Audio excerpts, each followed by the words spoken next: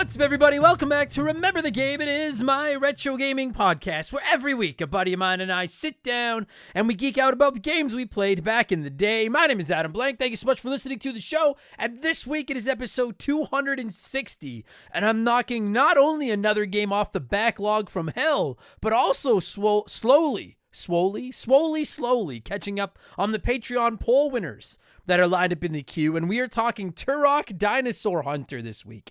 This won our Nintendo 64 Patreon poll back in May, so that shows you how behind I am. In case you're wondering, Silent Hill won the PS1 poll in June, and Wario Land 4 just won the GBA poll in July. So those are coming later this month. For August, we'll be running a PS2 game poll for our patrons to decide what, future episode of the show, wins the game, wins the poll, I play the game, I talk about it. You understand the system by now. But this week it's all about Turok, and I did not play this game at all back in the 90s, back in the Nintendo 64's days, but I certainly knew about it. Some of my friends played it. I used to see it in magazines. I feel like there were TV commercials, and it was advertised fucking everywhere. I feel like it's just one of those Nintendo 64 games everybody at least knows of, Turok Dinosaur Hunter. And I don't know why I never played it either. I like dinosaurs. Turok seems like a cool guy. Apparently that's not his name. I just found that out. I don't know. So I was looking forward to finally firing it up. I went out and bought myself a physical copy for the Nintendo 64 to play it in the original format and everything. And then I fired it up only to find out it's one of those goddamn 64 games you couldn't save on the cartridge. You had to have a memory pack.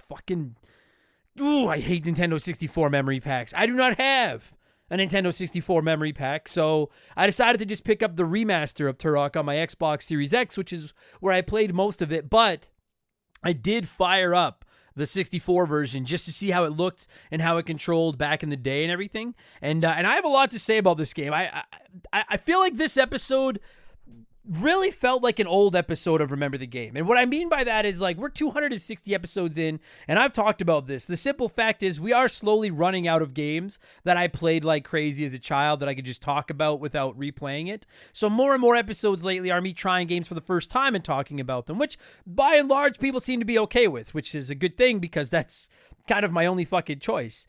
But this one was interesting because, first of all, when Tyler, my guest this week is my buddy Tyler, when we started talking about it, we both, he was working off memory, and I was really trying to think about what it would have been like to play this game on the 64. Because I gotta tell you, sure, the Xbox version runs at 60 frames or something like that, and the graphics look good, and the controls are great with the dual analog and everything.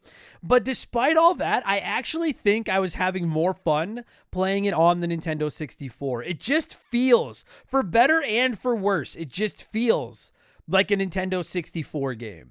And you're going to know what that means in a few minutes when we get into the show. But very interesting title, man. The more I played of Turok, the more I kind of didn't like it. I didn't hate it.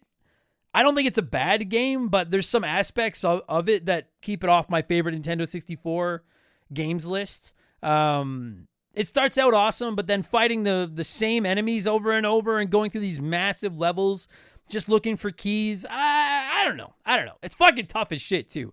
I'll warn you right now, I couldn't beat it. This game fucked me up. It got hard. So, like I said, my guest this week is one of our more popular regulars, my buddy Tyler. And it's funny, I don't know why, but as soon as I started playing Turok, I was like, this is a Tyler game. I messaged him and he was all about it. All about talking the hunting of dinosaurs and looking for fucking keys. So that's exactly what we're gonna do. Those fucking keys. I can't believe how big some of these levels are. Anyways, we'll get there in just a minute because speaking of not being able to believe how big something is, it's time for another edition. How big it is. It's time for another edition of the Remember the Game infamous intro.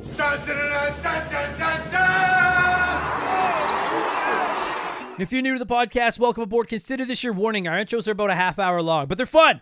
Don't just skip. We talk video games and stuff. It's not just me. Well, I mean, it's a lot of me just kind of sucking my own dick, but we do talk video games and shit. And it's way fewer enemies than in Turok as well. If you do want to skip it, I'm not going to make you listen to it listening for keys. Go to about the 30-minute mark of this episode. You should be pretty close to Turok talk. I have to do my plugs. It's how we keep the bills on. Give me 5 minutes. First of all, this is really important. We're running a summer sale. We launched some new merchandise to celebrate the 5th anniversary of the show and everything. And until the end of August, you can save 20% on your Remember the Game merch by using the code RTG5 at rememberthegamepodcast.com. All of our merch was designed by my man Joe from 4545 Creative. He's a beast. I appreciate him. And of course, if you don't like close, you can always just support us on Patreon. Our subscriptions start at $3 a month now, not $2. They are $3, but you're getting yourself a smoking amount of content for your subscription, because we offer up to 4 extra podcasts a week. Every Monday, it's Purple Monkey Dishwasher, our Simpsons podcast, hosted by myself and old former Hall of Famer Mark McHugh. Every Tuesday, it's The Rambling Idiot. I'll talk comedy, TV, movies, sports, whatever I feel like talking about. Every Friday, it's Game Patch, which I look at all the biggest news in modern video games, and I sprinkle in my opinions and some sales picks and new releases and all that good stuff. And Expansion Pass drops every Thursday, and that's a different gaming show each week. There's rankings looking back at characters, consoles, genres. There's some comedy episodes. There's a ton of modern game reviews. This past week, it was Expansion Pass 172. And on the heels of a nail-biter finish in July's Patreon poll, I decided to go back through every Patreon poll we've ever done, which began in March of 2020. And I go through which games were on the poll, what won the poll, what I was hoping would win the poll, and of all the games that lost, which ones have a chance at getting on the show someday, and which ones am I like, I never want to play that. So I wasn't sure how it'd go over, but people seem to really enjoy it. And as is becoming tradition, here is a sneak peek of last week's episode of Expansion Pass, looking back on 3+ years of Patreon polls. September of 2020. Oh my God, so many classic games. Sonic Adventure was one of the nominees. Batman for the NES, Metroid Fusion for the GBA, Tecmo Super Bowl for the Super Nintendo, Parappa the Rappa for the PS1, and Sonic Spinball got in again. At this point, I was basically taking games that y'all had suggested, games y'all wanted to see on the show. And so a couple of them are already getting repeats because we had a much smaller audience back then. And shout out to you OGs. And they were the ones suggesting the same games over and over, the games they were after. Of these 6, admittedly, I was cheering for Metroid Fusion or Parappa the Rappa. And Metroid Fusion won that poll. So you guys nailed that one. Good job. I fucking loved Metroid Fusion, by the way. That game was awesome. Since then, we've covered Sonic Adventure. I really like that game. We've covered Metroid Fusion because it won. We covered Parappa the Rappa. I liked it. I think it'd be much more enjoyable on the original hardware with an old TV where the lag and shit is more timed. But I thought it was a really cool game. We've covered Batman from the NES, yeah. So the only 2 from this one we haven't covered are Tecmo Super Bowl and Sonic Spinball. I'll probably do Tecmo Super Bowl someday. I already explained. Chances are I'm never going to touch Sonic Spinball.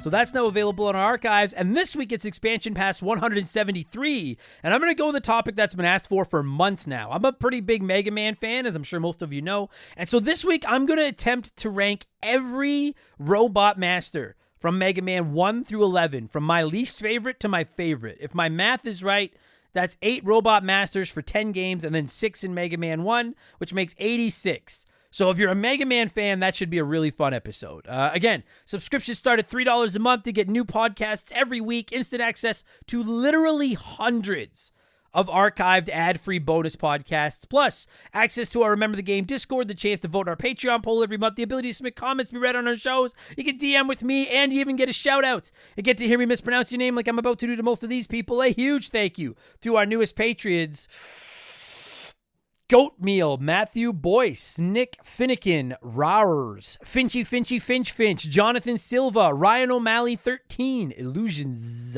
Knox, Ollie Townsend, Toby Opp, Casey Wallace, Chris, that's fake, Scotty McGee, Alex McIntyre, Kane Zilla. I hope that's to do with Kane the wrestler. That's sweet.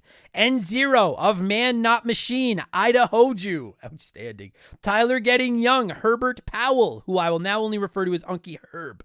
Coach Huzz, who I will now only refer to as Coach. Otter Slaughter, who I don't want to slaughter the otters. Like, you can throw shit at them, but don't slaughter them. Catherine C, Grammy, Akai Same.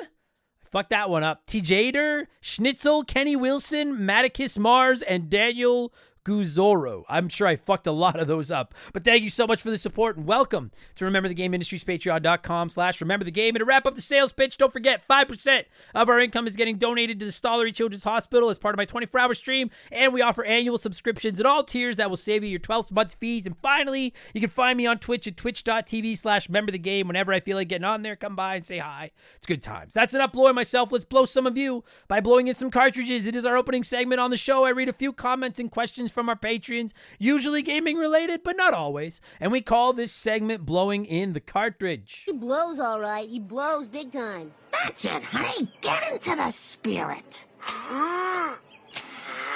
Let's blow. Our first blower this week is Matt, who said, "What's up, Adam? How do you feel about completing games and collecting all trophies achievements? I'm a new father now, and I don't have time to keep up on online gaming anymore because of the need to just drop the game immediately to help out with my son." Congratulations, by the way. However, I now discovered a rush from trying to unlock the platinum trophies from completing games. God of War Ragnarok, Spider-Man, and Ghost of Tsushima were amazing experiences and did not feel like a grind or chore to do. I've invested so much into those games, I might as well go for the platinum and test my skill. I don't know if you invest in on it all or see the fascination with any of it. Any of you hot dogs got a collection going on, hit me up on the PSN at Mesmerizer. I like that handle. No, truth be told, I've been asked this before. I think trophies and achievements are awesome. I've been pulling for Nintendo to add a trophies achievements list for years. Like, I don't know, you add a sticker book and you get stickers like in 3D World. Because the thing is, like a Mario Odyssey, a Mario Kart 8, like those are games that I think I would go for a platinum or whatever you want to call them in. But on Xbox and PlayStation, well, I think the system is cool. It's incredibly rare. I have one platinum trophy. I think it's Sly Cooper, and I didn't intend to get it. I got lucky. And then on Xbox, I think I've 100%ed 2 games, Cyber Shadow and Nobody Saves the World, only because I absolutely fell in love with them. I think they're great, but they're just not something I feel like I need to move on to the next game, especially with the podcast now. So I don't really go after them, but I'm a big fan. I think it's a great concept, a great system. And again, I think Nintendo is really missing out by not offering them in their games. So fuck yeah, go trophies. I appreciate you trophy achievement hunters. I like it. Interesting world you live in. Gary Zielinski said, "We need a new Mega Man game. I really want an X9 next, made in the Super Nintendo graphics style. If Mega Man 9 rolled off with going back to retro polished NES graphics, I think X9 should follow suit and do a polished SNES graphic style." I agree. Listen, I just want anything Mega Man at this point. I'd be fine with any of it. And when they announced Mega Man 11, I was like, it looks cool. But I thought Mega Man 9 and 10 were spectacular. And it was so dope to see them go back to the 8-bit NES graphics. So that was what I wanted them to do. But then Mega Man 11 turned out to be really, really good. I think it's a top 5 Mega Man game. I think it's awesome. So that said, I agree with you, Gary.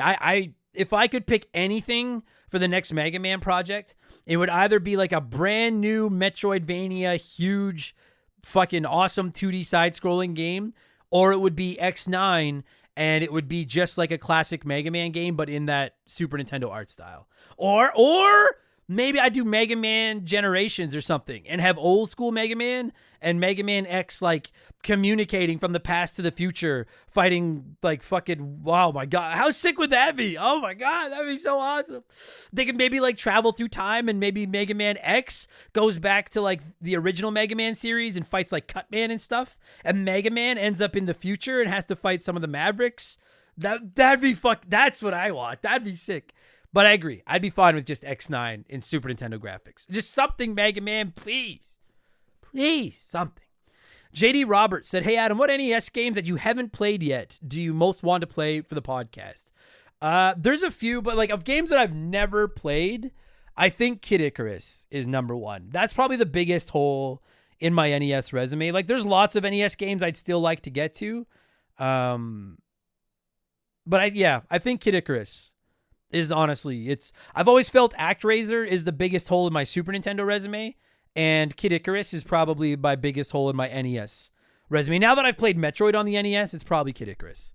And I will play it. Mark my fucking words. I will play that game eventually.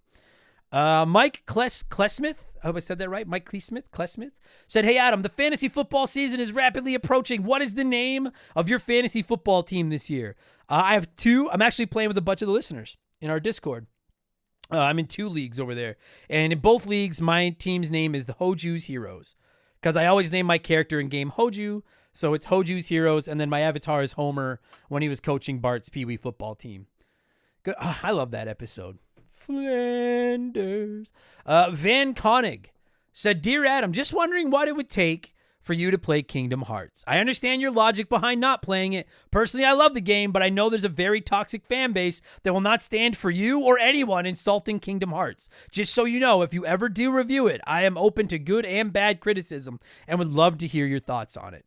Thank you, Van Koenig. I appreciate that. Kingdom Hearts is an interesting... I'm touching on this because I know we've had some new listeners come in lately, and there is just not a game I get asked for more than Kingdom Hearts. And I have infamously said many times... It is on my no-fly list. I don't think it's ever going to get an episode. And I have had people offer to pay pretty reasonable, unreasonable, pretty crazy amounts of money, to come on the show and talk Kingdom Hearts. I genuinely don't think I'm never say never.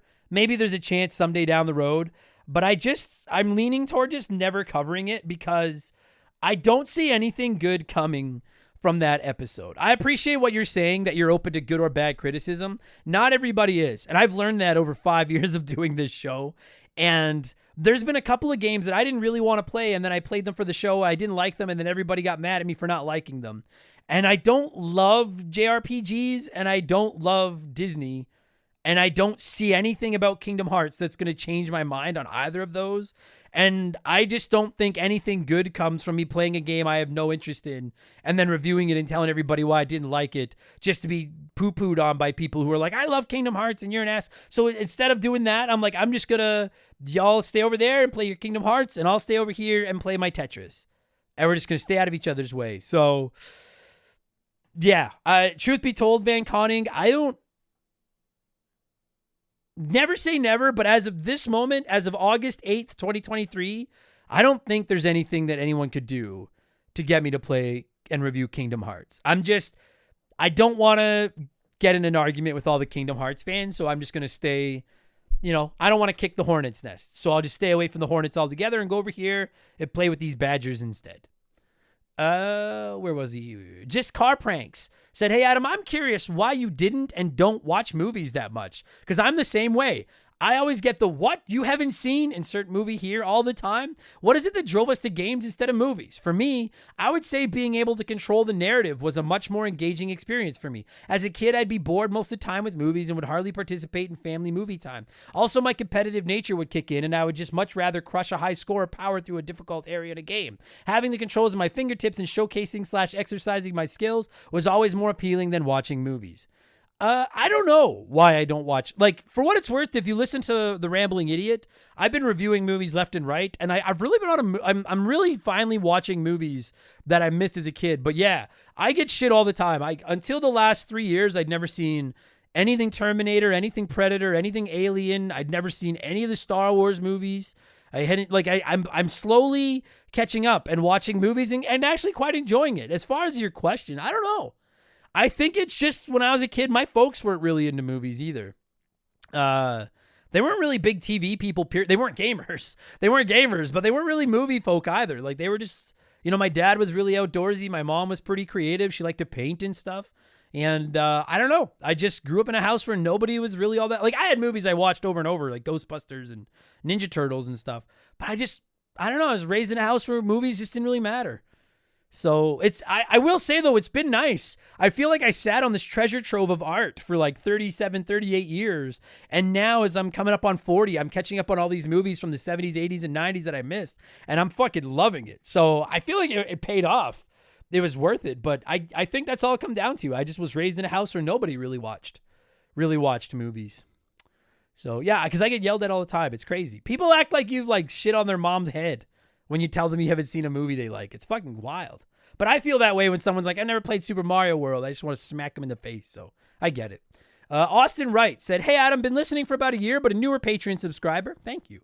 I was wondering what your thoughts on why there aren't more games based on books are. There's some really great ones like the Metro series and, of course, The Witcher, but there isn't an extensive list of these like other forms of media seem to have. Just curious if you had any thoughts. Thanks, and have a great week. Why aren't there more games based on books?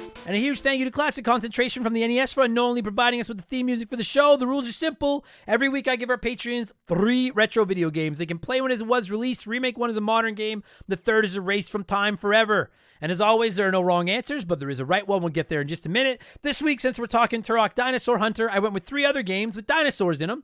We got Dino Crisis from the PS1, Primal Rage from Everything, and Jurassic Park. I went with the Super Nintendo version, but it's subjective, whatever you want. And it was a dead heat between 2 options. Both options remade Dino Crisis, but one played Primal Rage and erased Jurassic Park, and then the other was obviously the opposite. And playing Primal Rage, remake Dino Crisis, erase Jurassic Park, squeaked out the win. So let me see what a few of you had to say here. Then I'll tell you what the right answer was. Joe Evans said play Dino Crisis because I never have and I've heard good things. Remake Jurassic Park because it's one of my favorite franchises of all time and I'd love to give it another shot. It was too difficult for me as a kid. And erase Primal Rage. Well, I did play this game and enjoyed it in the past. I'm not a huge fighting game fan these days, and there are better fighting games if I want to jump back into the genre. That's sound logic. That's not the order I would go in, but that's sound logic. I do think there's a lot of fighting games. I think a new Primal Rage would struggle today. Maybe I'm wrong, but I just, like with Street Fighter and Mortal Kombat and Tekken and King of Fighters, and I think you'd be tough to break in a new fighting game like that. And you should play Dino Crisis, Joe Evans, because it's awesome.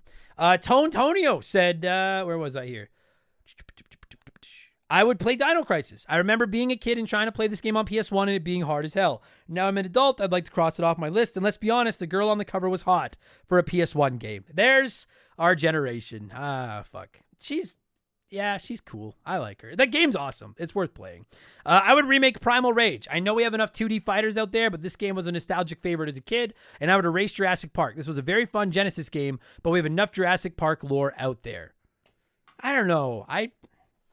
I don't think you can ever have too much Jurassic Park lore. Also, like, and I'm not dunking on you, but like the main, I can't remember her name now, but the protagonist from Dino Crisis, Lara Croft from Tomb Raider, like they're clearly, like, it's so funny the games from that generation were played to us, you know, but it's like with the sex appeal, but it's funny now because it's like they're all just made of blocks. Like it's like we're playing Turok and this dude is like he's like 0% body fat, he's jacked as fuck, but he's made of blocks. Anyways. River City Raconteur, I hope I said that right, said, finally an easy one. I've never played Primal Rage, but I was a huge Mortal Kombat fan at the time, so I need to play to see how it measures up. I'll remake Dino Crisis. I played this one on release, and while I remember liking it, I can recall absolutely nothing about the game or story, so I think I genuinely enjoy rediscovering it as a remake, and I'd erase Jurassic Park. I own this and played the crap out of it because I was a kid and the game was about dinosaurs, but I never beat it, and if I'm being honest, even as a kid, I thought it was pretty lame. Though it was fun to feed Grant to the T-Rex? What? I'm going to have to try this game. You could feed Grant to the T-Rex? Is Dennis Nedry in it? Can you feed... You didn't say the magic word. I got to try this game. And Buttery Paul said, play Jurassic Park. Well, heavily flawed, the first-person aspect was a cool feature for the time, and it felt fresh. I also never got to spend much time with it, so I owe it that. Remake Dino Crisis. After the runaway success of the Resident Evil remakes, I really don't know what we have to do to convince Capcom that the time is fucking now to give us what we want. Scary dinosaur death seeds. Finally, I have to erase Primal Rage. Never cared much for this one, and my early days playing fighting games always consisted of Street Fighter 2 and Mortal Kombat. I really don't think this added much to the genre, and would not be missed by many in the fighting game community. I actually agree with your logic, Buttery Paul. I'm going with the runner-up this week, as did Buttery Paul, as did Idahoju, who said play Jurassic Park because I rented it a few times as a kid and I was way too dumb to figure it out. Plus, the SNES graphics look great. Remake Dino Crisis like Resident Evil 2, 3, 4. For God's sake, we need it. And finally, erase Primal Rage. Fighting games are a dime a dozen and those damn dinosaurs ate too many of my quarters as a kid. First time playing, play by the rules. Thank you for playing by the rules, Idahoju. That's exactly what I would do. I would play Jurassic Park because I love the movie, I love the book, and I want to play the game. I would remake Dino Crisis because I agree with all of you. That game in the Resident Evil 2 remake engine would be fucking insane, and it needs to happen, Capcom! And then I'd erase Primal Rage because I actually think it looks pretty cool, but I have enough rage as it is. And it's another fighting game, and I suck at fighting games. So there you go. Thank you, everybody that played along as always. Let's have a quick word from our sponsor. I'll tell you what I've been playing, and we'll get into the Turok talk. Here we go. We've had some great partners over the years here at Remember the Game, but I don't know if any of them have hit home for me quite like Hometown Hero does. No pun intended. Don't start. It's a transparent, honest cannabis company that helps people and gives back to those that have served their country at the same time. I mean, come on. As soon as I read about these guys, I knew I wanted to work with them. Hometown Hero is a cannabis company out of Austin, Texas, and they were founded back in 2015 by a U.S. veteran. They have two goals: create premium hemp products that can help everyone, and to support veterans by donating a portion of those profits to organizations set up to take care of those who have served.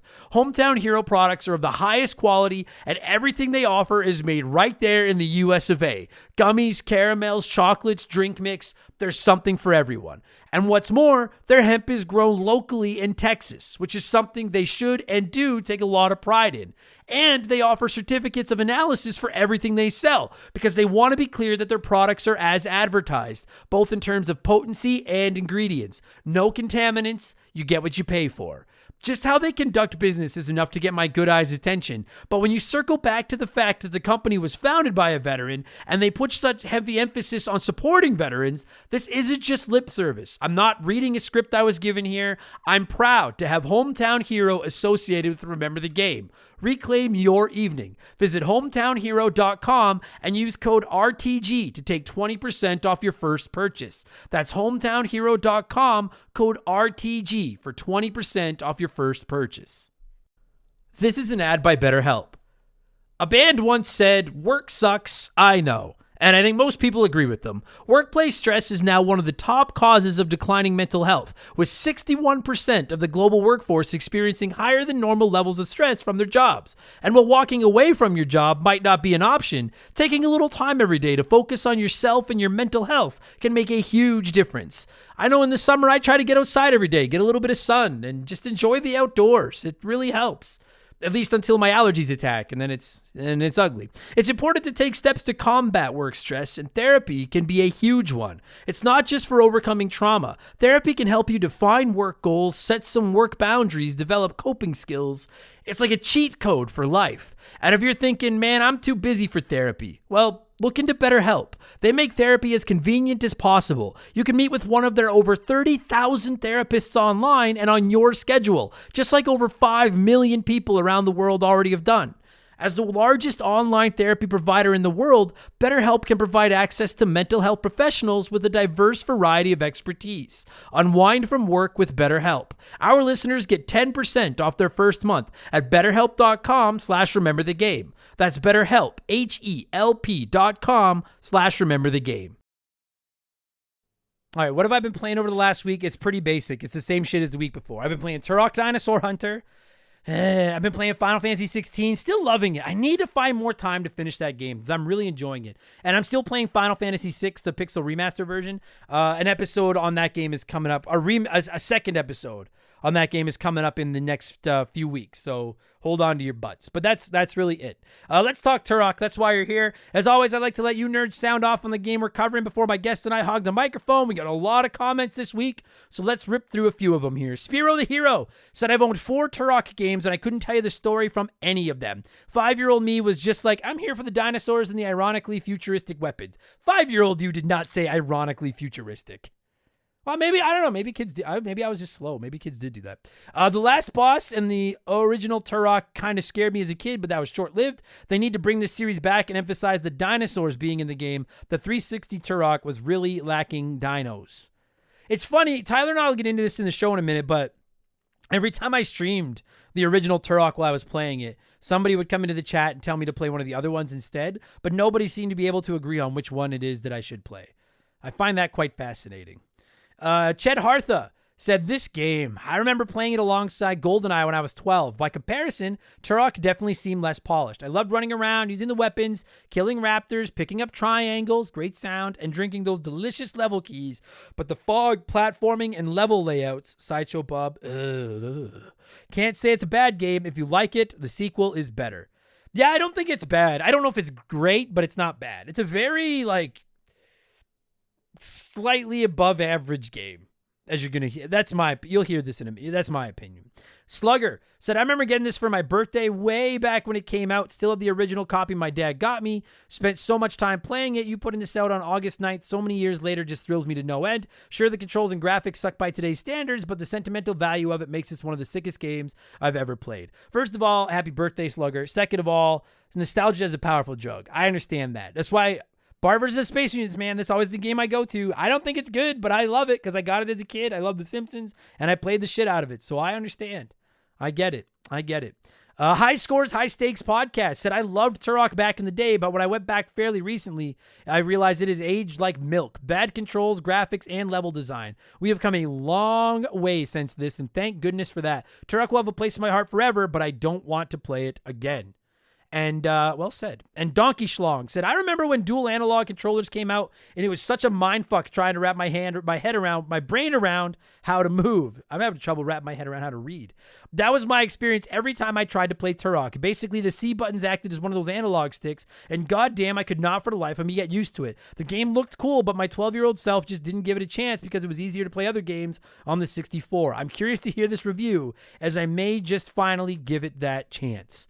Yeah, the controls are fucky, Donkey Schlong, but there's something charming to me about that, and it's time. Let's get into it. I want to tell you why these controls don't bother me as much as they should. I am going to cue up some music, which isn't very good, by the way, but I'm going to cue up some music, and when it stops, my boy Tyler and I are going to talk about Turok Dinosaur Hunter, which originally released on the Nintendo 64 in North America on March 4th of 1997. Enjoy the podcast, everybody. Let's go.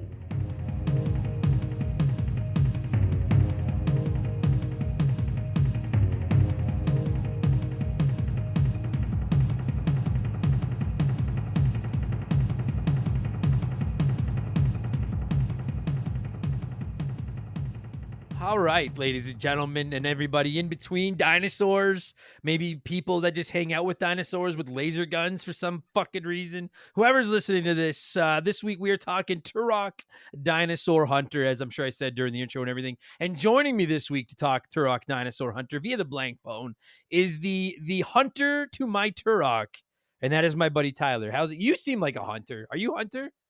No, I live on a farm, so I've shot a few things, but I Yeah. don't really like.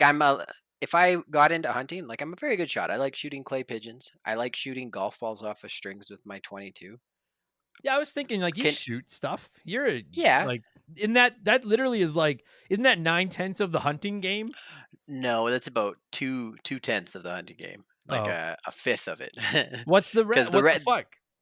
it's once you shoot the animal, you have to skin it, carve it up, and haul it out of the bush. And Right. this is where I'm not a hunter. I I am so got it. lazy. I got Oh, it. you mean I have to? Oh, that's 1,000 pounds of meat that I have to haul out. Nope.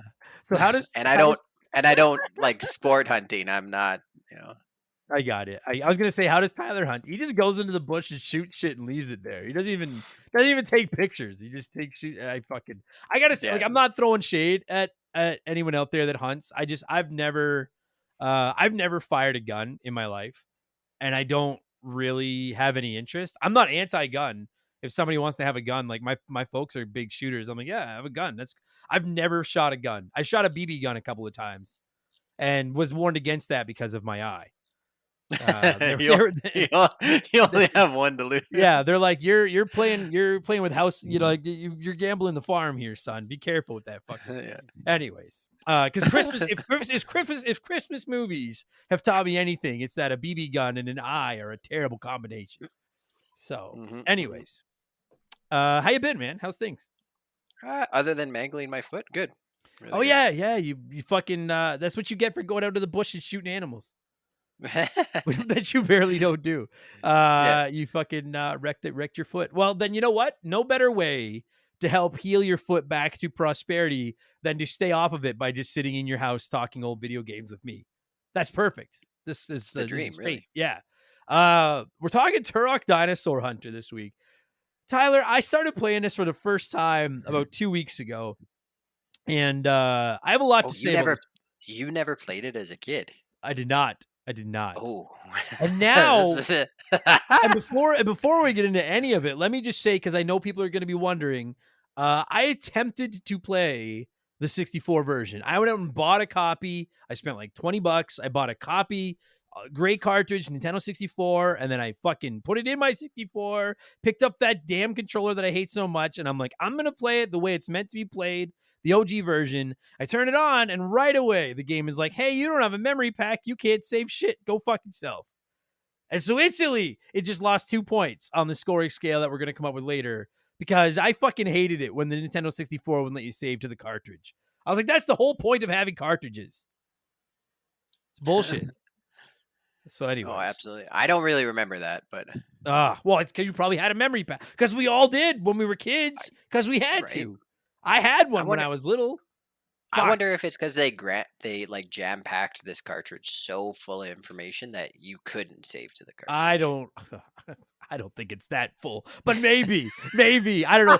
Like, either way, friend, rest assured, I was pissed off because then I have to make a decision. Do I order a memory pack for my Nintendo 64 that I'll never use again?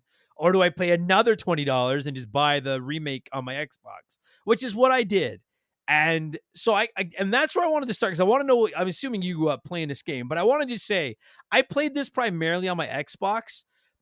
And then I went back and played the actual 64 version just to see how it compared. And like, it's kind of ugly on the 64. The fog, we'll get to all that. The controls, fuck me. But I gotta tell Oh you, yeah, dude, despite the fog, despite the shitty controls, I genuinely think I liked it better on the 64 because it feels like a 64 game. Like it's yeah, just that a- era, you know? and that's it was designed to be a 64 game. It feels like GoldenEye, right? Well, Except yeah, GoldenEye feels like there's a story and progression, whereas this feels like if you took the game mechanics of GoldenEye, but we're still developing games like Doom and Wolfenstein, like the beginnings of Doom and Wolfenstein, yeah, where yeah, it's a lot of wandering around the same textile environment, yeah, looking for stupid keys to unlock the next level. There's yeah, not a yeah, lot of like, GoldenEye, the video game, like the single player felt like the movie. Like it didn't look like the movie, but it felt sure, like the movie, especially when we were kids. Like I can't tell the movie and the game apart in my mind. right. But Yeah, I no, haven't gone back and played GoldenEye, so I mean, it's like it's still a timeless classic, but it controls like fucking steering a shopping cart with your balls. But like but like there, it's fine. It's fine. And you're right. right. I want to say you nailed it. I wanted to make that compare. This felt like Doom with dinosaurs, but also a little bit less fun. Yeah. Like I And I just mean like Doom better. yeah, well, Doom's just a little more over the this is pretty over the top too. Just Doom, I don't know, Doom. It is pretty over the top. It is, yeah. So okay. So before we get into any of this, before we talk about this game or anything, I want to know because I know a lot of people grew up playing this. I did Yeah. not. I assume you grew up playing this, like Yeah, definitely. 64 version. Yeah. Oh yeah. Like In what it is like 90, I want to say it came out in it's probably 96 or like 90. something, Yeah, 97. 97. I would guess. Yeah. So Yeah. then, did you? Because I remember I never played this once. But like, if you were reading the gaming magazines and shit back then, this game was fucking everywhere. Like, I knew of Turok, I just never played it. Did you? Was Oh, this just one of those ones your folks bought for you because they were like, Tyler likes dinosaurs and this will shut him up? Or like, did you ask for, or did you ask for this game? wow, it's weird. You nailed my parents' approach to parenting. Wow, This will that's how shut them up. I assume that's how every parent looks at video games. Give them a backhand. Yeah, No, not every but like, parent. Just parents but from that era. yeah, yeah, yeah. Oh, yeah. Of course, yeah. But no, like, so did you want this growing up? Like, did you like Yeah, why did you I play did. this? I so I really liked GoldenEye. I looked at this Perfect Dark, GoldenEye, kind of in the same, I don't know, umbrella of Right. same era of shooters, right? And I wasn't big on the PC yet. I just was kind of, if this was 96, 97, I was just starting to play on the PC. So like I would have at this era been pretty much only console. Okay. So this would have been the big shooter to get, Right. in response to anything else on the 64. Sure. Um, so that's kind of what led me to it. I don't think I asked for it. I think I just got it for Christmas, and I was like jacked though. Sure. And that's like and that's the thing about it. First of all, like let me just because I know if I don't say this, people are gonna write in and be like, "What are you talking about?" I think most people would agree the definitive shooters on the 64 are GoldenEye and Perfect Dark. Like I think Yeah, oh most yeah. would agree with that. But like I would hear an argument that Turok is number 3. I would say, especially from the critics' point of view, like Yeah. I remember like the game did amazingly well. I mean, in that time, I don't know what the numbers like. It probably sold, I don't know, like I mean it's 60 sold enough. million copy, 60 million copies or something. Like at that time, games didn't do like we sold 1 billion copies of World Right. at Well, War or I whatever. mean, they sold it. I mean, I don't know if they sell 60. Like, there's not allowed to sell 60 million, but like, I'm sure it sold well because they made like 8 of them or like 3 or 4 more or something. Because every time I Yeah, turned yeah, on my stream to play it, people were coming by being like, "Don't play this one, play one of the other ones." So I'm like, yeah. They okay, even so had, clearly there was more. because I think there was another one that I think was on the N64, and then one that was on like the PlayStation or Yeah, Xbox or something. And yeah. it was like Evolved, I think was one of them.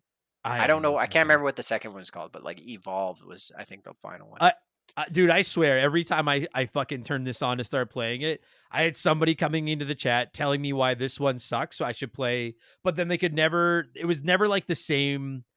It was never like 8 people all being like, "Play Turok 2." It was like, "Play Turok 2." No, play Turok Seeds of Fuck or whatever the fuck I don't know what the fuck the Yeah, games are called, but I think the last apparently. one's Evolved.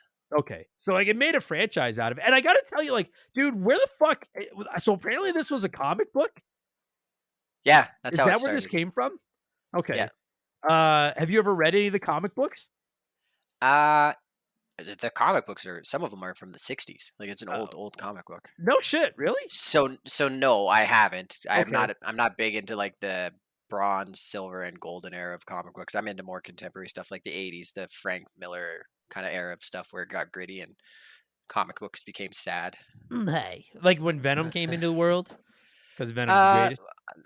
I this, I yeah. don't I don't know He's enough one of the to. greatest. He is. I I Yeah, just but that's exact like that era where, oh, let's introduce an anti-hero who like bites people's heads off. That's what I sure. started getting into comics. Or when they were Okay. doing like the Alien versus Predator comics. I love those. So Okay. Because I asked because this was like, you know, this comic was like your Conan the Barbarian era. Like the artwork looks like an actual painting of two people. It doesn't look like, sure. stylized like comic book stuff. Maybe there's some other ones, but I don't. Right. Okay. Because Well, I mean, they rehash shit like that all the time. yeah, I asked because like I fucking I have no. I gotta be. Listen, before everybody yells at me, I'm just putting my cards on the table. I have no fucking idea what is going on in this game. I'm some dude named Turok with 0% body fat, pretty good looking cat. He's pretty jacked, and I get teleported into the woods. And in these temples and in these woods, there are dinosaurs, but there are also men with laser guns and grenades running around. But there are also like people with like skeleton body paint, but then they're seemingly working with the people with the guns. And all I Yeah. have to do is go from room to room or level to level, trying to find a few keys to open up future levels that are also full of dinosaurs and men with guns. I have no idea what the fuck is going on in this game. No fucking So idea. so um in the game, you're Tal Set, who is the Turok, which is like a Native American time Wait, traveling warrior.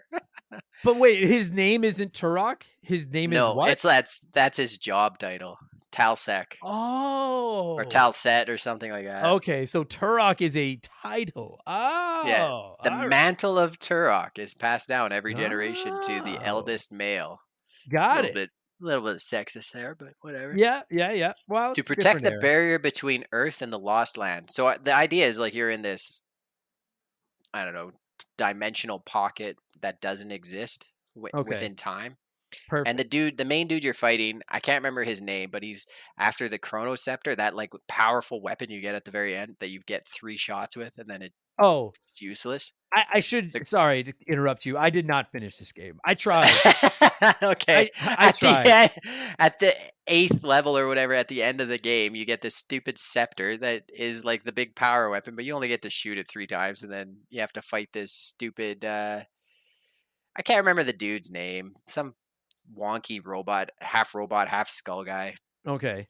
I can't even. He might even be like an alien because, like, from what I remember, it's a bunch of like goons, aliens, dinosaurs, like mutants. Like it's Yeah. just all over the place. There's Yeah. no one theme to the villainy. This game, dude. This game feels like a fucking dream. And like I think. not in the sense of like, oh, it's a dream come true, but in the sense, when you have a dream, but like I don't think it's That's like such a backhanded compliment. well, but it's Yeah, that's true. you just the setup is great too. It's like, oh man, that felt like a dream. Like, not one of those, "Oh, man, this is a dream," but one of those like, "Oh, fuck, I'm stuck in a dream." Yeah, like, I don't wanna say, like, I'm not going as far as to say this game is like a nightmare, but it's not like, "Oh my god, this game's a dream come true." But it is one of those games where, like, you know when you're having a dream and it's just random shit? You're like, you're riding a horse to work, and then all of a sudden your old boss is there, but they're like an alien. Like, that's what this game feels like. I'm like, oh, I just went through this teleporter. Oh, now I picked up this piece of the ancient weapon that I don't know what it is. Oh, now there's a man with a laser fighting a raptor in front of me while I have exploding arrows in my butt. And I was like, okay, sure. Like, fine, whatever, fuck. But it just, and I want to make sure I make this clear. Like, I'm not shitting on the game for not understanding it, because like I grew up in the NES era, as did you. Like, there's lots of games that I don't fucking understand. I'm not ripping it apart for that, but I'm just adding it in that, like, I fucked if I know what's going on in this game. Like, I guess it doesn't matter. If you're having fun, it doesn't matter. No, But I and have no idea. I mean, compared to today's shooters, like, it just doesn't hold up. That's the problem. Like, you wouldn't have, No, if you had fond memories of this game growing up, you'd play it for 30 minutes and be like, "Oh yeah, I remember this being the shit." sure. It's not But anymore. But but that like, sorry, but like that's what I was trying to like. That's the point I was kind of trying to make when I was saying I almost enjoyed it more on the Nintendo 64, even with the shitty controls and the fog and everything, because I was like, you're right, playing it on the Xbox with like 60 frames per second, the fancy, I was like, this is the worst shooter on the Xbox. But then I played the actual 64 version, and I'm like, this is a pretty good shooter for the 64. Like, you know what, does that make sense? Because I agree with you. Like, yeah, I think it held up back then for sure. Like, I know a lot of people have fond memories of it. I get why. well, But by especially like the comparison of it being like a Doom Goldeneye hybrid. I mean, yeah. those games were contemporary at the time, so like if that felt cool. Yeah. It just like your next shooter that came out, like the next big shooter to come out, would have probably been either Perfect Dark. I can't remember if Perfect Dark was out at this time yet, but either a Perfect Dark, or then like you lead into Halo Yeah, right which away. is, Like, and Halo leveled up. Yeah, no yeah, question. yeah, that changed the game, right? That changed Totally. how the stories progress and everything. Like, this is like there's no story in this. There's no like, hey, No, Master there's not. Chief, hey, got whatever I said his name was, Caltech or whatever. Uh, Yeah, I you already know, forgot. yeah, hey Turok, Yeah, hey Mister Turok. Turok, you gotta Yeah. you gotta save the pocket dimension from whatever the big bad guy's name is. He had some stupid name like campaigner or campaign. Can't. I was fucking I have, stupid. I remember. yeah, I you're remember on your reading own. it in what. Yeah, I remember reading it in a comic and being like, "What a bunch of bullshit." Right. But Because I like think when you bought the game, you got one of the comics. For some it reason, I remember that it came with a comic or maybe the the the instruction manual. yeah. Yeah, the manual had like a big it had a big comic at the end. I still have no I still don't know what's going on, but it did. Okay. But that said, though, like, even though the game, in my opinion, makes no fucking sense, the first time I picked this game up and started playing it, I was on stream and I had people coming in and they're like, "Oh, I'm sorry you have to play Turok." And I was like, "I don't understand why everyone's so." I was like, "This is fun." Like, I'm having a good time. I'm killing enemies. I'm running around, picking up keys. This is kind of cool. But then I tweeted out and like I described this game like the B sharps. And for you, those of you that are Simpsons fans, you'll get this reference. When they named the B sharps, they were like, "We need a name that sounds funny at first, but it sounds less funny each time you hear it." And I was like, "That's Turok." It was like, this is a game that's fun. It's it's true. You're like, it's fun the first time you play it, but then it's less fun every time afterwards. And after 5 or 6 sessions, I was like, first of all, this game gets fucking hard. And second It of all, does. it does. And second of all, I was like, this is just, there literally is no depth other than just running around and looking for these keys. And these levels are so fucking big, which again, in the late 90s would have been kind of neat because you're like, I got my money's worth. But I was like, now I'm like, this level could be a third of this size and be fine. It's And insane. I, and there was no map, right? There's no like mini There's like map a or anything like. shitty, it looks like playing asteroids or some shit. Like, it's a weird little map you could bring. It's useless. You could bring it up on top of it, but it's fucking, I hated it. I hated the map. Okay, so there is somewhat of a map because I remember Kind the of. levels, but I don't remember the map. And like, man, I don't, I Yeah, don't there's know a how a little bit person of would. one, but it's just like you go into these fucking levels, dude, and and you're like level 3 and they're like, "Oh, there's 3 keys in this level." And I'm like, "Hot damn. I'll find those keys." And then I've been playing for 30 minutes exploring this level and the enemies keep fucking respawning every 8 seconds, and I'm like, "I have not found a single key." And I get, listen, I love Doom, you love Doom. I know we all mock that like a big part of Doom was like, "Oh, go find the blue key card and bring it back to the blue door." But I was like, at least these levels are like a tenth of this fucking size, so I can find the blue key. This is Yeah, insane. I don't know. It pissed me off. no, I I, agree. And like in the first level, you're looking for the keys for 2 levels. You're looking for 2 and that's 3, right. world 2 and 3, right? So Yes. like, and it to put it in context, like you said, it's not small finding the keys. So you're searching for a while, and if the mini map sucks, like that's what I remember being frustrated with being lost all the time in the game. Me too. Yeah. And and the other thing that frustrated me, you mentioned it, like the shooting's really hard, but there was no like there was no 2 thumbsticks when this game came out. Like people are, Oh god. some of the audience might not realize this. Like when you're playing on the N64, there is a huge handicap playing shooters, like first person shooters on consoles back then Yeah. versus like a keyboard and mouse on the computer. And even then, I think keyboard and mouse shooters were also just keyboard shooters. There wasn't like X and Y axis and then a Z axis Yeah. with the mouse. Like I'm pretty sure it was all just like it was a pain in the butt. And I remember in this, like there would be dudes on platforms and shit like that, and you'd want to shoot them down off the platform. So you'd go up on the C pad and try to like time it so that your guy was like arcing his head up and aiming up. And there's no like aim down sights. So you're like arcing from the hip up, trying to like catch a guy off this platform, and you're firing bullets above his head, below him. Like you're just basically like till you got the minigun and you could just hold down the trigger and Yeah. Well, even the Xbox version, I found the hitboxes just fucked. Like Mhm. they were sometimes it felt like these enemies were massive, and then other times it was like I can't hit one of these fucking guys to save my Well, goddamn life. the guys who charge you with the axe staff thing, I found like I'd come around a corner and get just obliterated by those guys because I couldn't hit them. Like The it the was fu- just those fucking laser guys were the ones that fucked me because they take so much health when they hit you, yeah. and I was like, "Fuck." So and you mentioned the controls. Like I'd be remiss. We have to mention this. So I picked up the Nintendo 64 version today just to play it for like 20 minutes because I've been playing it on Xbox. I think I got to level 6 on Xbox. And I got to the point where I was just getting well, fuck it, we'll get there because that's where my biggest gripe That's is. really good though. Oh, fuck. Yeah, thank you. I'll fucking get there because I have a lot to. Oh, I'm gonna try not to get Shaylee's sleeping across the hall, so I don't want to go angry at him. So you might get subdued angry at him, but no, he's fucking in there, ladies and gentlemen. But like I was playing the actual 64 version, and I'm not saying I know how to make a game like this control because again, with the 64, you don't have the dual analogs, like you said. It's been so long since I played a game like this, so you're like the your left hand is holding the analog stick in the middle, and And the with that trigger. and the trigger, and with that you're looking around, but then to move forward, backward, or straight left and right, you use the C buttons. So you had to use the analog stick to like point to look up or down, but then push the C button up to move. It was, I think that's how it hand. I'll turn it on right now and fucking do it while I'm doing this. Yeah, I so don't like remember you would using controls that fucky. Maybe Goldeneye was like that, and I don't remember, but it was Goldeneye is weird. like that too. Goldeneye is It's like that too, but you could aim your gun. So like you right. could hold a Oh, button down and wait, then you'd have right, an right. aimer And make the and then crosshairs. so then your analog stick became a like a up down left right Right, aiming as right, opposed to moving your character forward, backward and turning him.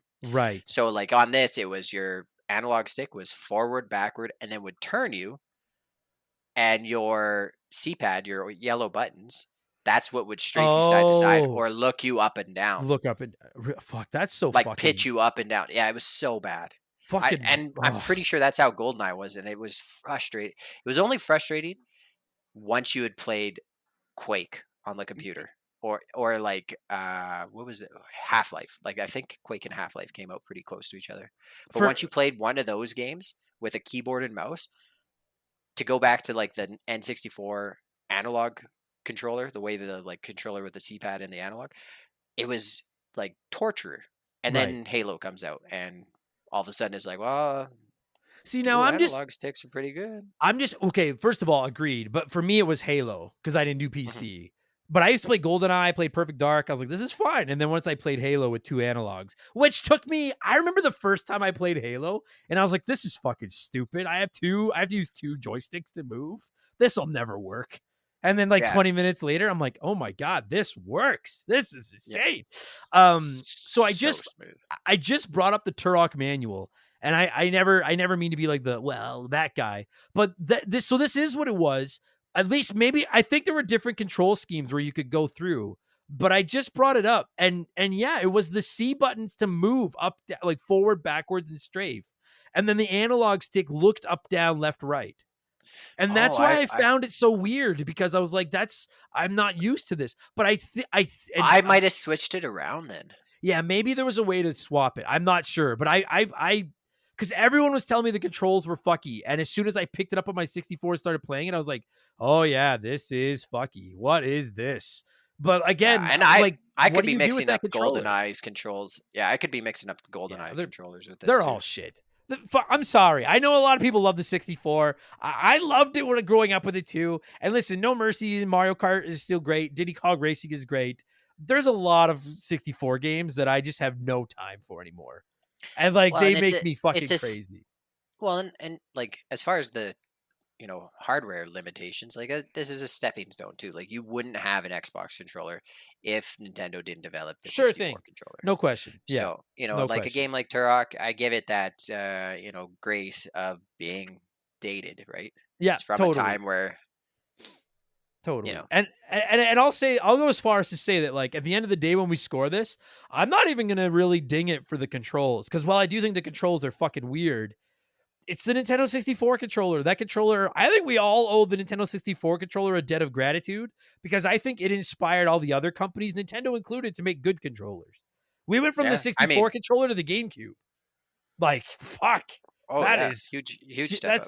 that's the ugly duckling becoming the swan, or whatever the fuck happened to that Right. bird. It's insanity. So I still want to get into the weapons. I want to get into the fog, of course. I want to get into the difficulty of these fucking giant maps. We've been just rambling incoherently for almost 26 minutes. I really need a Holy drink of shit. water. So let's take a quick break here. We'll get a drink of water. We'll reset. We'll let the sponsors do their thing so I can keep the bills on. And then we'll come back and mock Turok a little bit more. Okay. Okay. So Tyler, I want you. What do you? I feel like I've made fun of how large these stupid maps are. I've made fun of how weird the fucking controls are.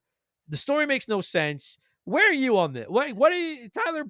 What do you want to talk about? How do you feel about Turok? What do you got? So like my stance on it, I haven't replayed it, so like I'm Sure. going on memory. I watched a little tutorial or playthrough thing, and Well, as I was watching, I was like, fortunately for you, the show is called Remember. So yeah, that's what you're thank doing. goodness. Fortunately, it's not analyze the game, because we'd be Analyze it. fucked. Adam plays a game for the first time that he should have played Yeah. 30 years ago. Yeah, that's what the show's become, Yeah. unfortunately. But go ahead. Sorry. What do you got?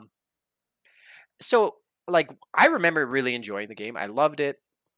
I loved the concept of it, and I was really big into like Alien versus Predator. I really liked the idea of like tech arrows and hunting something through a jungle. I think I'd just seen Predator probably for the first time right around when this came out. Uh-huh. So it hit on a bunch of levels, like the aesthetic of it. The first person shooters were in the fledgling days. I think I'd played like Doom, Quake, Duke Nukem, those kind of. I don't know if I'd played Quake yet. I think, like I said, I was just kind of starting to get into PC stuff. Right. So it really hit on a lot of levels, just because like what other shooters were there? Sure. There was Goldeneye and maybe a Perfect Dark was out by now, right? Like this was it. Yeah. It was just kind of like a new genre, and it's the genre that I've probably played the most. So things I hated though, like you've touched on them. The level design was fucking trash. The mini map, like it was frustrating doing anything. Yeah.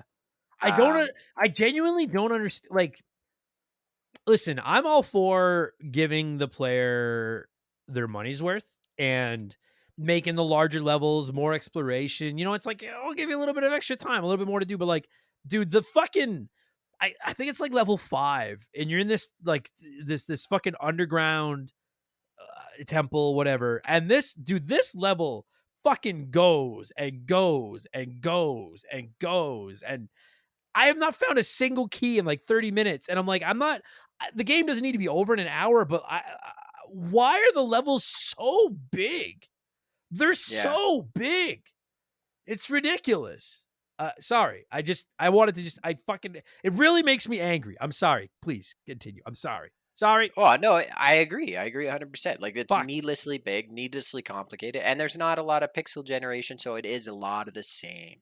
Like, Oh, that's where you were saying, not having a save card to save the game. Like, I feel like they may have pushed what's 64 bit, right? I I feel like they assume. pushed the cartridge to the limit with, there's also limited sound effects. Like, there's not a lot of diversity there, not a lot of diversity in the music.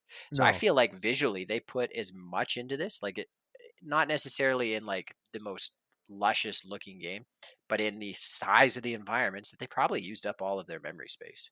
Yeah, And maybe. Yeah. and it seems like a waste to me Yeah, I when mean, yeah, you I think about agree. some developers, like the guys who made Gears. They sacrificed certain elements to make it feel more fun, right? Like, it doesn't Right. feel like they did that in can't speak right now. Turok.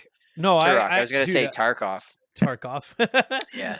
I Yeah, no, but it I doesn't agree. doesn't feel like they did that in Turok. It feels like they, you know, put everything into these giant levels that, probably in the guy's mind's eye, like his imagination felt really immersive in the Sure. time, but then, Well, fast forward.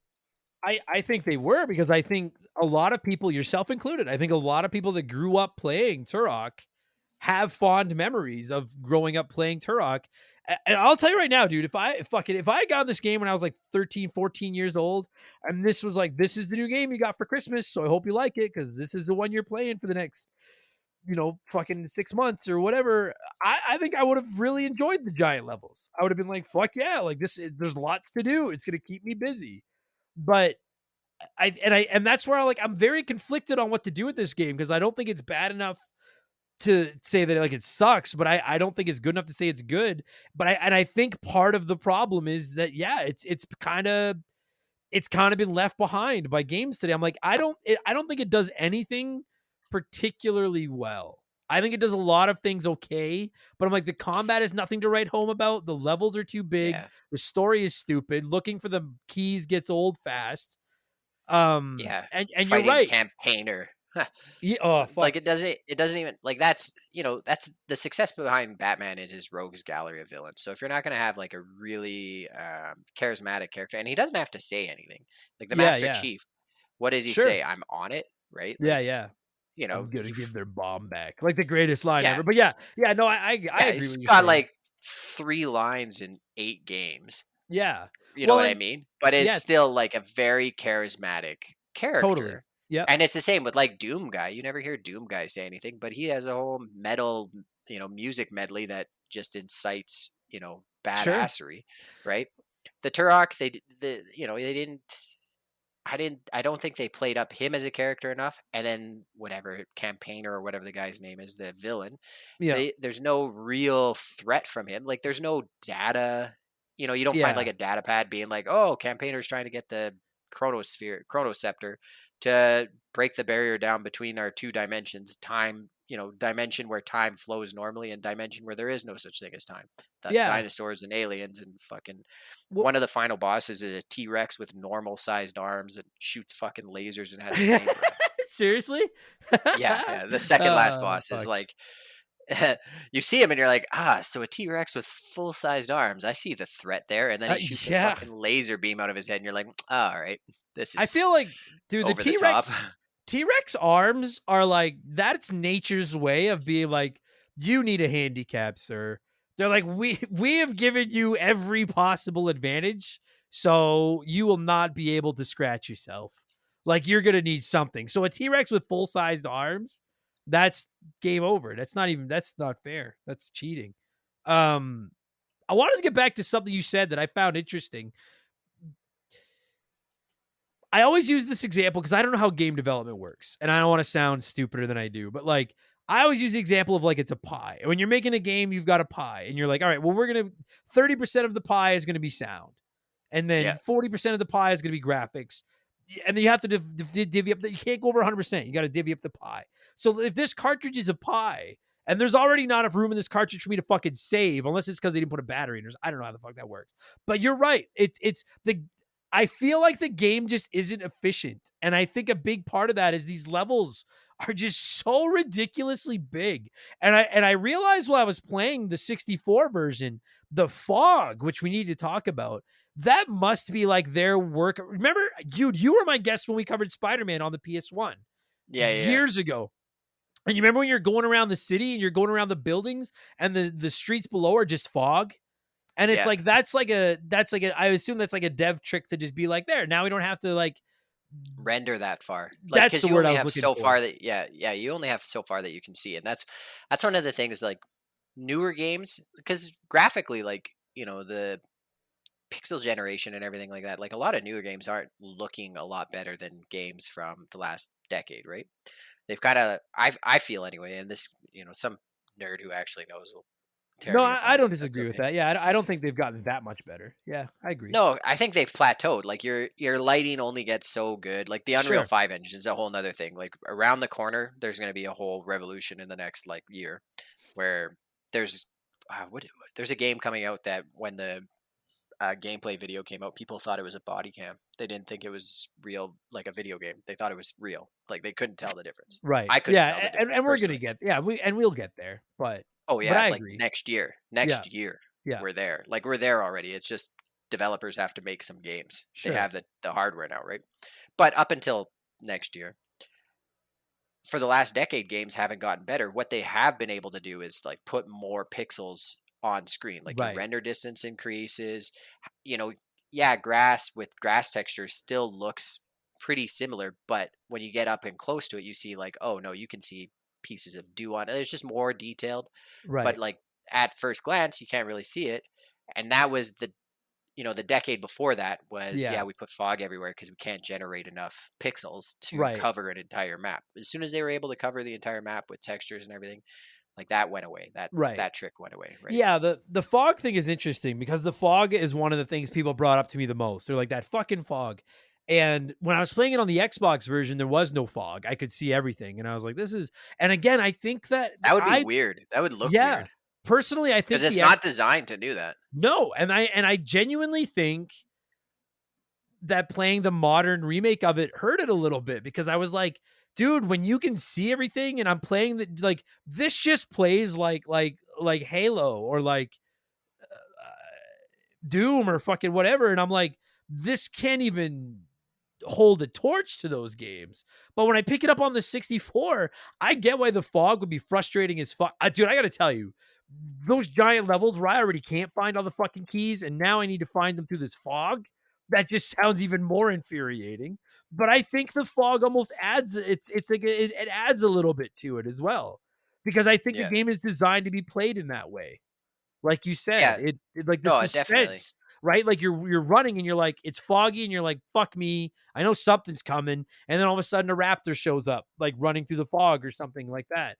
I Yeah. actually, in my limited time with it on the 64, I actually liked it better with the fog. No, I think the fog is necessary, but it's because it's how it was designed, right? Yeah, It was yeah. designed to have that. So It was I just agree with everything you just said. weird. Um I like the I like the weapons in this game. I like the fact that you can get like the secondary ammo for all of them. I think uh, Yeah, the like tech arrows are fucking cool. Like, oh so, yeah, go ahead. favorite weapon? Like, what would be your jam? The the bow and arrow with the tech arrows, but it's Yeah, my least favorite weapon without them because yeah. I'm I like think that's everybody. right. I was like now because I love a bow and arrow. Most games, if I give an option to use a bow and arrow over a gun, I want to use it. Like Last of Us, for Yeah, example, I'm all about that. But in this game, nice. I'm going up against these fucking guys with like laser guns and grenades, and I'm like, damn it, I missed. Fuck. And then when I'd hit, it wouldn't do anything. Or a raptor's running at me, and I'm like, I'll get you. Damn it. Yeah, yeah, yeah. But with a tech arrow, it just all of a sudden everything explodes, and I'm like, there you go. Yeah, like So the that's torque bow. It's like the torque bow from Gears. It yes, feels cool. You yes, feel badass when you fire that little tech arrow and it explodes and kills someone. It's like, yep, yeah, exactly. I did that. So that's my pick is the bow and arrow as long as I have the good arrows. What about you? Hmm. Same. Like I like the tech Yeah, bow with the exploding arrows, the tech yeah, arrows or whatever. Thought that was yeah. awesome. It was fire. Um, Um, Go I ahead. liked the auto shotgun as well. Like I'm all about the Yes. shotgun, but it was probably one of the first times that I saw like a drum fed shotgun, and I think there's one in Quake as well, but I Okay. can't remember. But and I can't like I was saying, I'm pretty sure I played this before Quake because once I went to keyboard and mouse, I was like, oh, this is how shooters are meant to be played. Oh Christ. Go ahead. I'm sorry. I can't. I tried to not say that. I'm sorry. Fuck me. Go What? ahead. You know what? I play a lot of competitive COD, like ranked COD right now. And as soon as I join a match, everybody, oh my God, somebody playing with a keyboard and mouse. Get the fuck out of our lobby. And then when I do well, and I'm not the best on the team ever, but I usually will do like top of the middle or second place in the lobby. Right. When I do well, it blows people's minds because they're like, how are you doing well with a keyboard and mouse? So like the controller is the popular method Okay. of controlling I first see. person shooters. Just on a sidebar, like when I played Half-Life last year on my PC with the mouse and keyboard, I actually thoroughly enjoyed shooting with the mouse. It was moving with the keyboard that made me crazy. Like I was like, I see the appeal of point and click and shooting shit, but I was like, my hand was just constantly in a state of like pain from arching it and trying to push the keys, and that was where I was like, I'm done with this shit. Fuck this. But I don't want to get yelled at by the PC Master Racers again. So mouse and keyboard if you want. We're accepting of all lifestyles here, except Saturnians. You guys are freaks, but everybody else, you're welcome here. What were we talking about now? Weapons. Right, the weapons. Yeah, I like that auto shotgun too. It was pretty Yeah. dope. I actually like the weapons in this game by and large. But you know what though, dude? It's the same thing. It was like, okay, so now I have a bow and arrow, I have a knife, I've got a pistol, I also have like an automatic rifle, I've got a shotgun, I've got a turbo shotgun or whatever the fuck it is. I have a grenade launcher, and like all these weapons are great, but I don't know I don't know why I can't put my finger on it. Something about the combat just doesn't feel that good. Like the No, it variety of feels weapons is cool, but yeah.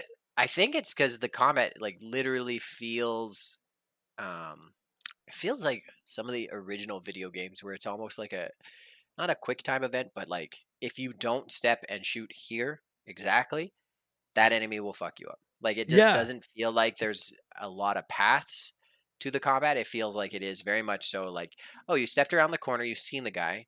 Now you either have to shoot him in the head or he will fucking obliterate you with his machine gun. And you yeah. take like 50% of your health damage in one Dude, misstep. they fuck you. And it doesn't have the like uh in a lot of more modern shooters when you get shot, like one side of the screen glows red or something to tell you like they're Yeah, on your no, right. yeah, Like yeah, yeah, exactly. this is like there were a couple of times where I was just getting massacred and I'm like, I feel like I've done a 360 and there's nothing here.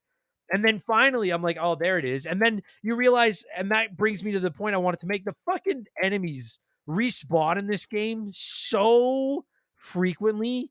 It's obnoxious. I was like, I'm just wasting ammo going into a room because I have to go looking for keys, but I can't go looking for keys to like get rid of all the enemies that are just taking big bites out of my ass. But I kill all the enemies, and then as soon as I start looking for keys, somebody respawns and starts taking another bite out of my fucking ass. Right? My ass has been eaten. Leave me alone. Like it never stopped. Adam Blank, Dinosaur Chow. Ah, am I wrong though? Like they No, respawn all the time. yeah, no, you're absolutely right. And And it's then like it's a very quick respawn, and then, like you said, the combat. I'm trying to think of like a way to describe this. Like old games, that's what it feels like. It just doesn't yeah. feel. It doesn't feel impactful. It feels like jumping on a Goomba because you know that Goomba is going to be in that exact same spot every And time. And you know what? And that to kind of bring this full circle, when I made that comment about how I need a game that's fun at first, but it's less fun every time you play it, that was how I felt. Because the first time I played it, I was like, I'm having a great time. I'm killing the enemies and looking for keys. But then every time I would play, I'm like, so wait, is every level just this giant maze where I need to look for three keys while constantly fighting off the same enemies that respawn over and over and over? And the enemies don't drop ammunition, in my opinion, at the pace required to keep up with the constant respawning. Like, it's just No, no, not at like, all. Like if you decide you really like the shotgun, you can't just use the shotgun the whole time. Like no. you actually have to switch between guns and conserve your ammo like pretty Which relentlessly. Which again, I have no problem. I've played Resident Evil. I have no problem with playing through a game conserving my ammo, but then stop throwing the same waves of enemies at me every 2 minutes. It felt like, Yeah. again, to your point, dude, the inefficiency. They're like, we put 80% of our pie into making these giant levels, and now we need to fucking, I don't know, drop three keys in them somewhere that people look for. And then it's like, well, what else do they do? Because the level is fucking empty. I don't know. Just keep having the enemies come back and keep throwing them at them again. And it was like, Yeah. I can only shoot these enemies 300 times before I'm like, I don't want to shoot I'm done with this. Like, and I'm not trying to be super hard on this game because I know people like it. I don't hate this game, but these are the things that keep me from loving this game. It Yeah. was, But like, it's what made the game kind of mediocre. Like it just felt like, and I think the devs kind of got blasted for a bunch of shit. And I could be wrong about this because like the game got really good reviews and yeah, reception, and I remember was that. getting like nine out of 10 or 8.5 out of 10. Like was doing stellar. Yeah, But I think there was a whole bunch of like developmental nightmare. I wasn't super aware of shit back then, but for some reason I think there was like stock options. The one company got bought out midway through development or like to develop the game, and I remember that just kind of being a nightmare. And that's why there wasn't like a sequel really right away, even though it was, commercially successful and critically successful. And right. like I think, the fans liked it. I don't think there was like a second game real quick. I can't remember. Yeah, I don't know. But I I've remember been there's told I need to something play weird it. where yeah, like the developer said something funny like you try and make a fucking video game then. Like Oh, something really? like that. Like, and again, like, I'm not listen, I have played worse games than this. I know we've been pretty negative. Like, I'm not sitting here being like, this game is fucking human shit. I never want to touch it again. I just, I don't know if I don't remember the last time if ever I've played a game where I'm literally like every session, it's like the fun I was having went down by like 30%. And it was like the first session, I was like, I can't wait to play this again. And then the second time, I was like, that was cool. And then the third time, I'm like, is this literally all it is? And then the fourth time, I'm like, fuck me, this is all it is. Do you know what I It mean? And was it's like, where's your incentive? Like, I don't want to waste my ammo fighting these respawning enemies. I can't find these fucking keys. Don't even get me started when this game makes me fucking platform in first person because it makes me insane. Um, I just got to the point where I was like, I have no interest in playing this anymore. Um, and yeah. I feel bad because I know a lot of people grew up loving it. I think I would have loved it if I'd owned it as a child. I think I would have loved And, it. and But that's you got to level 6 and then gave up. yeah, exactly. One thing I do want to give it like all the credit in the fucking world for, though, actually a couple of things. I want to end on some high notes before we wrap this up. Uh, I gotta say, some of the best swimming controls I've ever seen in a video game in my life. This is Yeah, how like swimming should be done. yeah, that was smooth actually. You get like a weird side movement and it feels like your character is treading through the water. Like it doesn't feel Yes. like you're just running through the water how you run on land. Like it actually felt like each pull kind of pulled you to that side a little bit, giving you the like how like a lot of modern shooters and stuff like that have head wobble, like head bob. Yeah. So when you're running, it feels like you're running. Like it gives the illusion of like, oh my I'm like, you know, maybe if you don't play a lot of shooters, it could give you a fucking headache. But Yeah. Yeah. this was that, but like way ahead of its time. Sure. Yeah, I was like, I couldn't believe it when I started swimming. I was like, dude, like one of my favorite Nintendo 64 games, period, is Banjo Kazooie. I love that game. But the Yeah, swimming in okay. that game can go fuck a cactus. And I turned this on and I was like, dude, this swimming is so much better. I love the swimming in this. So I just, and then it's funny. I was playing it on stream and I was like, and massive shout out to this game. No air meter. I can't drown. Literally, as I said it, the air meter popped up. I was like, you son of a bitch. But I was like, at Yeah, least but it's not there right away. It's like, dude, look at this guy, Turok or whatever his name is. And it's like, this guy's probably 6'3". He's got like chiseled abs. He's clearly in phenomenal shape. He should be able to swim for some time before he starts yeah, oh running yeah. out of air. So I was totally fine with it. I thought the swimming was 10 out of 10. One of my favorite parts of the game, I hate swimming in video games, but I thought it was perfect in this fucking game. Loved Yeah, I agree. it. What what else can we say that's nice? Oh, Uh, I didn't well, experiment with. Go ahead.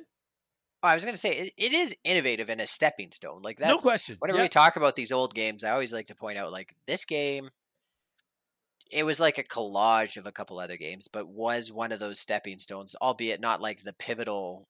Like Goldeneye was the pivotal stepping stone from that Sure. era, and Yeah. then the next pivotal stepping stone was Halo, like we've established. But like there are two smaller stepping stones leading to Halo, and Yeah. that's Perfect Dark and this and Yeah. Quake, but that's like a PC thing. Yeah, that's a fair point. I'll come on board with that, and I'll give it that. It's clearly it's walking before other games can run, and I'll Yeah. give it credit. And I respect my gaming history. I'll give it that all day. I wanted to ask you because one of the things I know some people brought up that I never tinkered with while I was playing this were the cheat codes, which was such a staple of gaming back then. Did you ever Yeah. fart around with the cheat codes in this game? No, not that I can remember. I probably did. But I don't. All right. Not like in Goldeneye where you put like the big heads or the Yeah, yeah, paintball yeah. markers or any of that shit. I So not yeah. to that extent.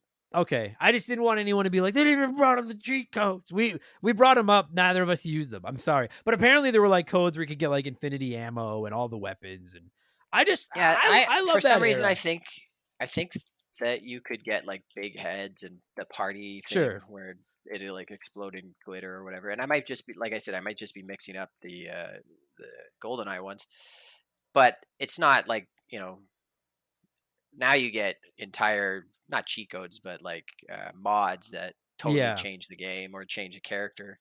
I was a big fan of the old, like, I think of this, I think of like Conker's Bad Fur Day, South Oh Park, yeah. which obviously from Acclaim. Dude, do you remember in the South Park game? There was a control scheme that was 2 rock, and it was blatantly the Turok.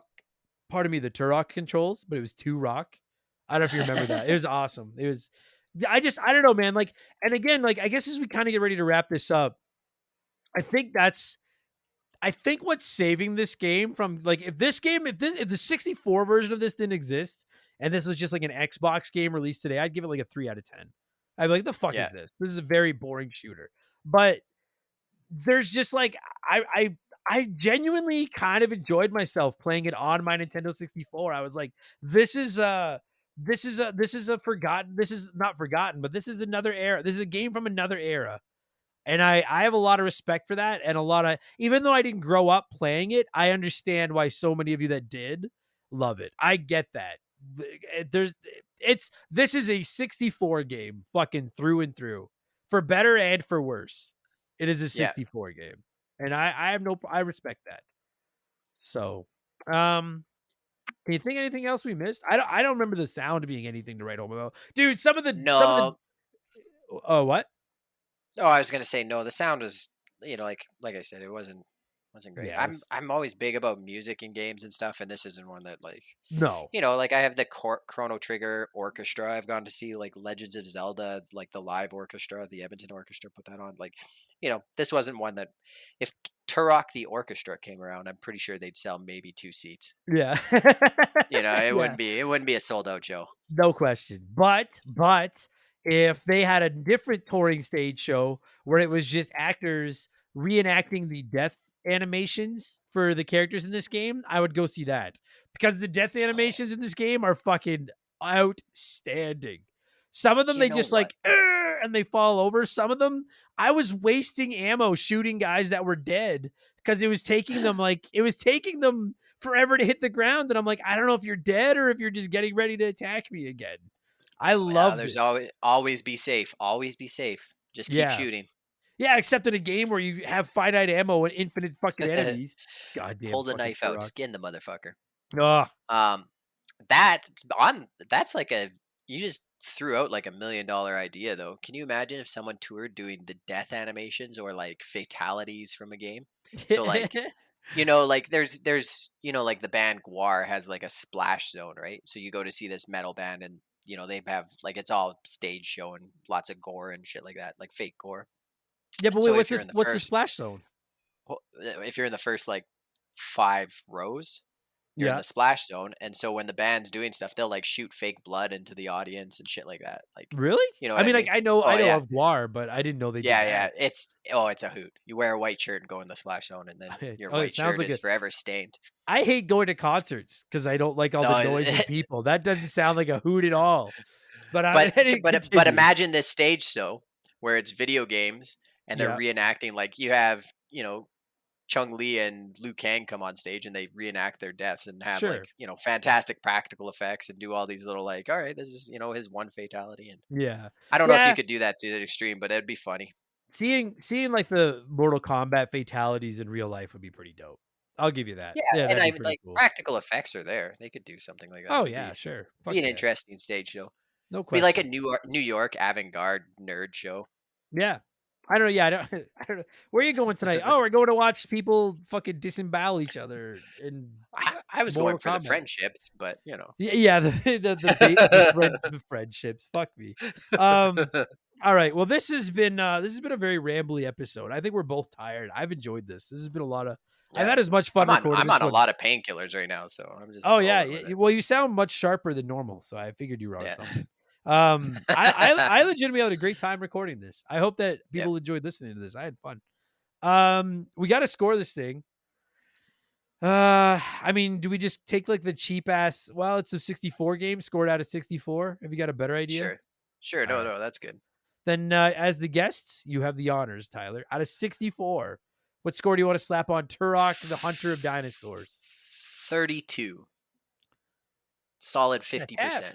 Yeah, that's half. Yeah, right. better than I thought it was going to do. Yeah, I don't know.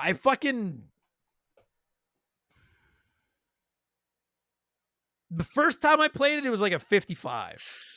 And then like a 48, 40, 37, 34. Yeah, like I don't know. I'd probably give it in around like a 40 out of 64. It's like a 6 out of 10. I was like, I don't think it's anything special, but it's certainly not the worst game I've ever played.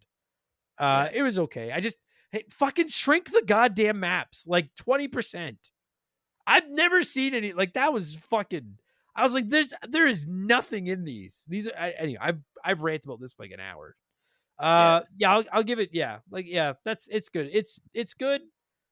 Admittedly I regret buying it twice.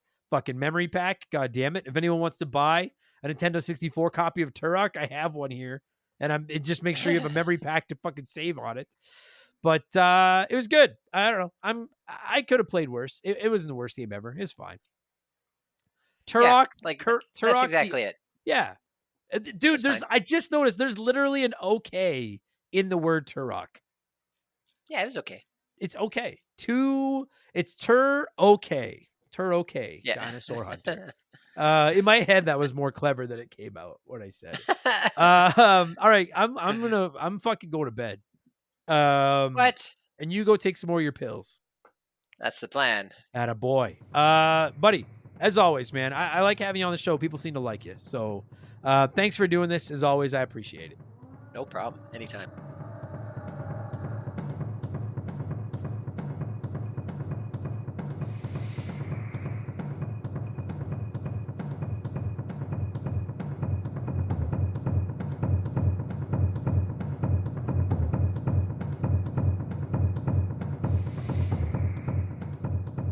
And that's going to do it for this week's episode. Tyler, thank you so much for giving me a call late at night, hopped up on Goof Miles.